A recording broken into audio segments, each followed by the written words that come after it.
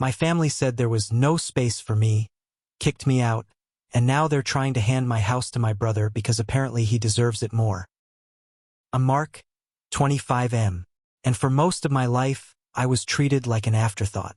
Adam was the golden child, louder, flashier, always full of potential. Even when he failed out of college or lost jobs, I was quieter, steady, and easy to blame when something went wrong. The day I was kicked out, Mom said Adam needed my bedroom for his mental health. He wanted a bigger space to focus on his future. Dad nodded, said I was old enough to figure life out. And within a week, I was out of the house. No arguments, no backup plan.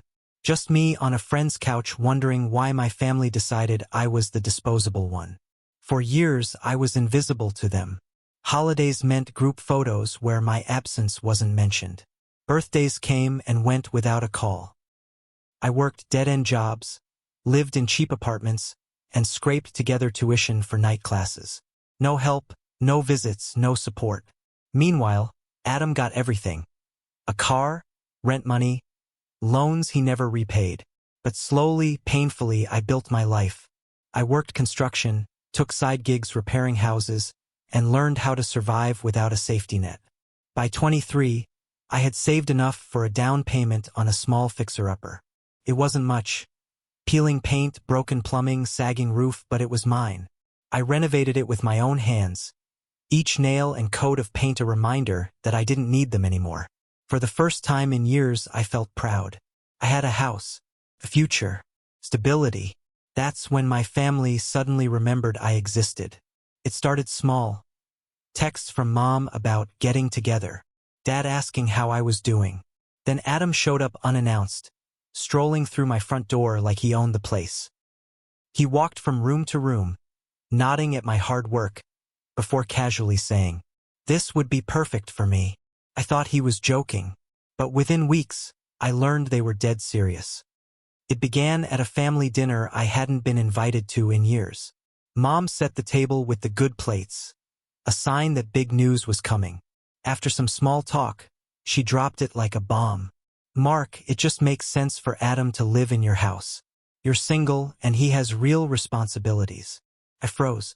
She said it as if it were already decided, like my home, the one I'd worked years to afford, was just another family asset to reassign. Dad chimed in with buzzwords about fairness and what's best for the family. He even suggested transferring the deed into a family trust with Adam as the beneficiary. "It's just paperwork," he said. "You'd still live there, of course. But Adam deserves the stability more than you." Adam leaned back, smug as ever, tossing out lines about how his career would finally take off if he had a proper home base. He called my house our house. Couldn't believe it. The same people who told me there was no space for me when I was a teenager were now trying to hand over the home I bled for to the brother who got everything while I was thrown away. I told them no, calmly, firmly. That's when the manipulation started. Mom said I was being selfish. Dad warned me I was isolating myself from the family. Adam sent texts pretending to be generous. "I can cover utilities if you stop being stubborn." Relatives I hadn't spoken to in years messaged me, parroting the same lines. "It would be easier on your parents if you cooperated." They painted me as the villain again. The ungrateful son, the bitter brother, the selfish one who couldn't share, just like when I was 17. But what they didn't realize is that I wasn't the same quiet kid anymore. I had proof. I had records. And I had no intention of letting them steal the only thing in my life they hadn't already taken. After that dinner, my phone became a weapon. Every day, new messages arrived.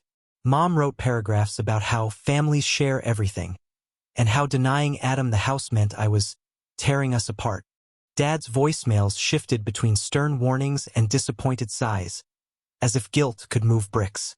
Adam sent shorter ones. "Bro, it's not a big deal. You'll thank me later when things balance out." Balance? That word hit like acid. When had anything been balanced? It didn't stop with texts. A cousin called to tell me Adam was struggling with rent, and how "you're doing fine now, you can help." An aunt suggested maybe I should sell the house to your brother for cheap, because he's starting a family someday. Everyone framed it like my success belonged to him, like all my sweat and sacrifice were just placeholders until Adam was ready. First, I ignored it. Then I started saving everything. Screenshots, voicemails, even the casual jokes Adam posted online about finally moving into my dream house. He was laying the groundwork publicly, spinning a narrative that my house was already his. The breaking point came when Mom arrived at my doorstep with a pie in one hand and a folder in the other. Inside were printed papers labeled Property Trust Agreement. I skimmed and felt my stomach flip. It was a thinly disguised scheme to transfer ownership into a family-managed trust, with Adam as the primary beneficiary. My name was buried in the fine print, reduced to occupant. Just sign, Mom urged. It's only paperwork. Nothing will change for you, but everything would. Signing would make me a tenant in my own home. I refused. She cried, said I was tearing the family apart. When she left, she didn't take the pie. She took the folder. I watched her car leave my driveway and realized they weren't just pushing anymore. They were planning. The next week, strange things started happening. My mailbox was stuffed with real estate flyers. Cash offers for your home, bright envelopes screamed. I got calls from unknown numbers asking if I was interested in selling. Someone was fishing for leverage. It became clear. My family wasn't just trying to guilt me. They were preparing to corner me into giving up everything I had built. But what they didn't know was that I had already gone on the offensive. One thing about being the forgotten son: people underestimate you. They assume you're quiet because you're weak, not because you're patient. I started with Adam's trail. He was careless online, bragging about new opportunities, sharing pictures from bars, hinting about big deals that never materialized. His Instagram was full of vacations, his Facebook full of business ventures. Yet he never held a job for longer than 6 months. Where was the money coming from? A little digging and I found cracks. His car lease was overdue. Court records showed unpaid tickets. Even a small claims suit from a former roommate claiming Adam bailed on rent. The golden child's shine was nothing but cheap foil. The more I dug, the clearer it became. Adam wasn't looking for stability. He was looking for a bailout. My house wasn't about space or family. It was about rescuing him from the chaos he created. Meanwhile, my parents knew none of this or chose not to. To them, Adam was still the boy with potential, the one worth sacrificing me for. They couldn't face that their star child was drowning, so they decided to sink me with him. I documented everything. Screenshots of his posts, court records, even photos of the property trust folder Mom had tried to hand me. I built a file thicker than a textbook. Every lie, every manipulation, every piece of proof that I was not the selfish villain they painted me to be. Then I reached out to someone I hadn't spoken to in years. My grandmother. She'd always been sharp, always skeptical of the way my parents coddled Adam. I told her everything, showed her the file. She listened, nodded, and said, "It's time the family saw the truth." With her help, I planned a gathering. Mom thought it was to finalize the trust. Adam thought it was to celebrate his new beginning. Dad thought it was a formality. None of them realized it was going to be an ambush. The night of the family meeting, I set the stage carefully. My grandmother agreed to host at her house, neutral ground. She told everyone it was about resolving tensions. Mom brought her usual pie. Dad carried a briefcase like he was heading into court. Adam strutted in late, sunglasses perched on his head though it was already dark, announcing, "Hope you're all ready for good news." They didn't notice the manila folder on the side table. They didn't notice the USB drive tucked into Grandma's laptop. Dinner began politely. Small talk, clinking silverware, the illusion of family. Then Mom cleared her throat and brought out the same folder she had waved at me weeks earlier. "The trust papers," she said. "We should just get this done." Dad nodded firmly. Adam smirked and said, "Let's make it official." That was my cue. I placed my own folder on the table.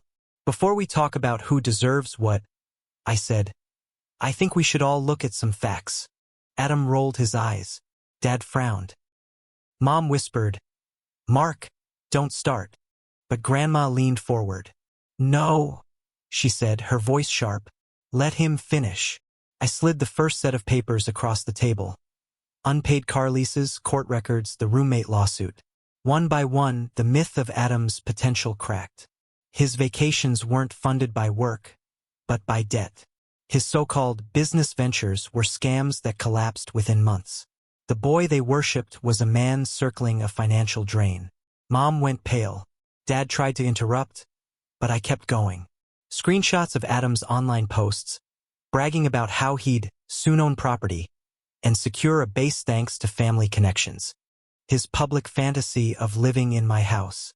Then came the final blow, the trust agreement.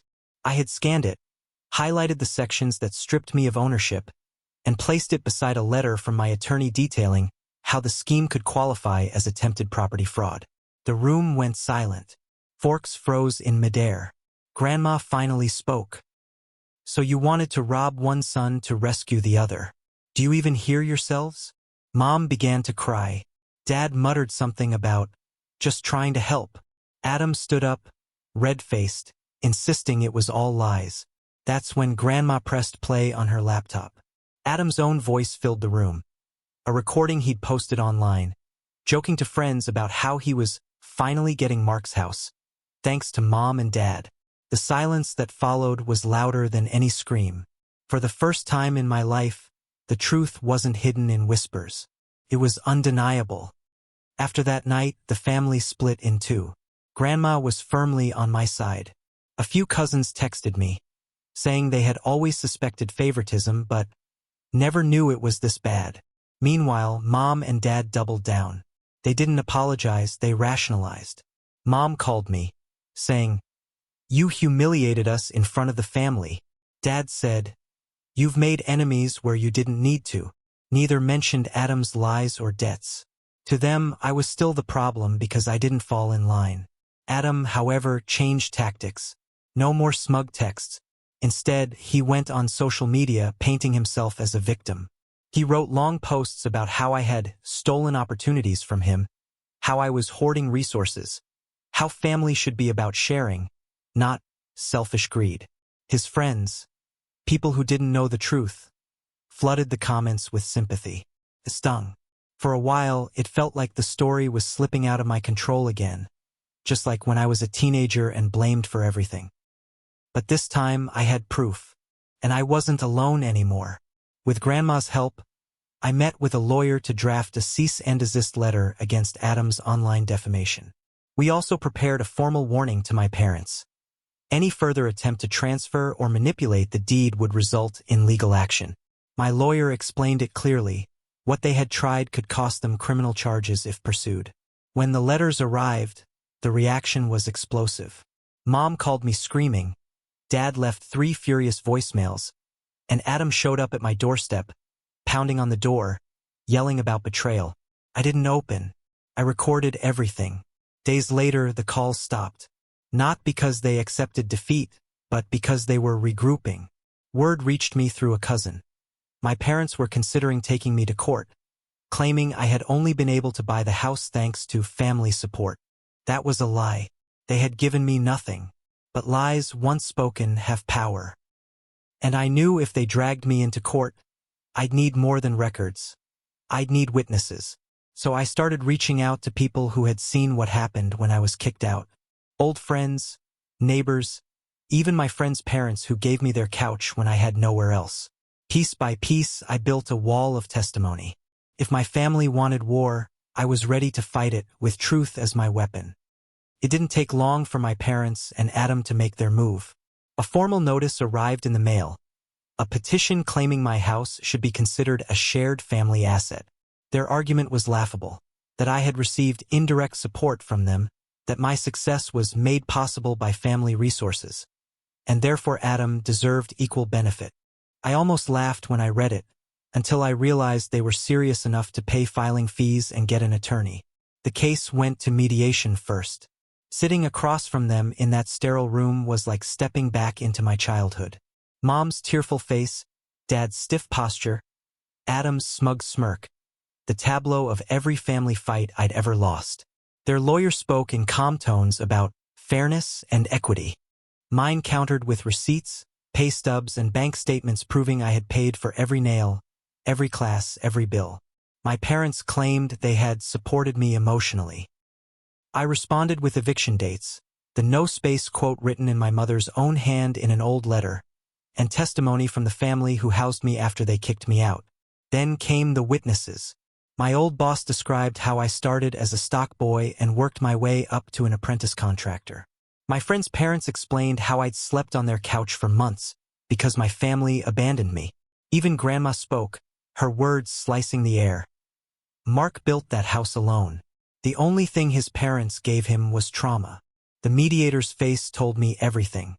There was no case, not even close, but Adam couldn't let go. He exploded in that room, shouting about how he was the real son, how everything should have been his. His ranting spiraled, and for the first time I saw my parents flinch. They had always defended him, but now they were watching their golden child unravel in front of strangers. The session ended with the mediator recommending dismissal of their claims. Legally, they had nothing, but emotionally, they had burned whatever bridge was left. As we walked out, Adam hissed at me, "You think you've won? You'll regret this." But I wasn't afraid, because for once the truth wasn't just mine. It was written, recorded, witnessed. It was undeniable. After mediation collapsed, my parents went silent. No calls, no texts, nothing. Adam, on the other hand, doubled down online. He posted rants about toxic families, conveniently leaving out his role, and framed me as the ungrateful sibling who stole his future. But the cracks were spreading. Friends started unfollowing him. Some even reached out to me privately, saying they'd seen enough. The image of Adam as the charming, promising golden child was disintegrating, and he was the one swinging the hammer. Then came the final blow, Grandma. She was done playing peacekeeper. At the next extended family gathering, she laid everything bare. She brought printed records, screenshots, even a copy of the failed trust papers. In front of uncles, aunts, cousins. She told the story of how I'd been kicked out, how Adam had been handed everything, and how they tried to take my house. Adam tried to interrupt. Mom cried. Dad scowled. But it didn't matter. The room had shifted. People who had whispered that I was cold or distant suddenly saw the truth. The narrative flipped overnight. I wasn't the selfish one. I was the survivor. From that point, invitations stopped coming for Adam. Opportunities dried up. Even his so-called friends stopped letting him couch surf. The golden child wasn't shining anymore. He was exposed as tarnished metal. And my parents? They clung to him, but their influence was broken. No one in the family listened to their excuses anymore. They had chosen their favorite, and it had cost them everyone else. For the first time, I felt free. But there was still one last part of the story to close. The resolution. The moment of justice that would finally put an end to years of being treated as no space. I used to think justice meant getting an apology. That one day, my parents and Adam would look me in the eye and admit they were wrong. That they'd finally see me as someone who mattered. But that day never came. Instead, justice came in quieter ways. The court dismissed their claims officially, with prejudice, meaning they couldn't try again. The paperwork sits in my desk drawer, a permanent reminder that my house is mine, legally untouchable. The family stopped calling. At first it hurt. The silence was heavy, like losing them twice. But over time, it turned into peace. No more guilt trips, no more manipulation, no more being treated like a placeholder in my own life. Adam, stripped of his golden pedestal, floundered. Word spread in the community. His debts piled up, his reputation crumbled, and the friends who once laughed at his jokes drifted away. He's not in jail, not destroyed, but he's living the consequences of choices no one else is willing to clean up anymore. My parents stayed by his side, but even they couldn't fix what he'd broken. They became isolated, their social circle shrinking as people remembered what they tried to do to me. In trying to protect their favorite, they lost everything else. As for me, I sit on my porch most evenings, coffee in hand, looking out at the house I built. the home that almost became another casualty of their favoritism. Every corner of it reminds me of resilience. Every wall stands because I refuse to be erased again. I don't need their apology anymore. Their absence is its own admission. For years, they said there was no space for me. They were wrong. There's space for me here, in this house, in this life I carved out for myself. And for once, there's no space for them.